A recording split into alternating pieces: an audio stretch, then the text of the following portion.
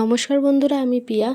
আজ আমি রান্না করে নিয়েছিলাম থোড় ভাজা আর আলু পটল চিংড়ি। থোড় ভাজা রান্না করার জন্য থোড়টাকে প্রথমে নুন দিয়ে ভালো করে চটকে রেখেছিলাম।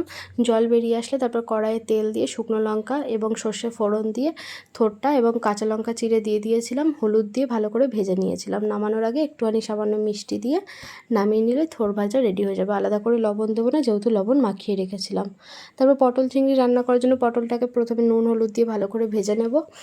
তারপর সেই তেলের মধ্যেই জিরে ফোড়ন দেবো। আলাদা করে আর তেল দিইনি, যেহেতু বাড়িতে প্রতিদিনের রান্না, তো বেশি রিচ করব না বলে বেশি তেল দিইনি। ওইটুকু তেলের মধ্যেই জিরে ফোড়ন দিয়ে আলু এবং চিংড়িটাকে ভালো করে ভেজে নেব নুন হলুদ দিয়ে। চিংড়ি আর আলু ভালো করে ভাজা হয়ে গেলে একটা মশলা রেডি করে নিয়েছিলাম, সেই মশলাটা দিয়ে দেবো। মশলাটার মধ্যে কিছুই ছিল না, প্রতিদিনের রান্নায় যে মশলাটা ইউজ করি, ওই আদা জিরে পেঁয়াজ রসুন টমেটো কাঁচা লঙ্কা বাটা, এটাই দিয়ে দিয়েছিলাম। এই মশলা দিয়ে ভালো করে কষিয়ে নিয়ে ঢাকা দিয়ে দিয়েছিলাম। তেল বেরিয়ে আসলে, খুব একটা তেল বেরোবে না যেহেতু আমি প্রথমেই বলেছি কম তেলে রান্নাটা করেছিলাম। তারপর আমি ওর মধ্যে পটল ভাজাগুলো দিয়ে দিয়েছিলাম। পটল ভাজা নিয়ে একটু ঢাকা দিয়ে দিয়েছিলাম।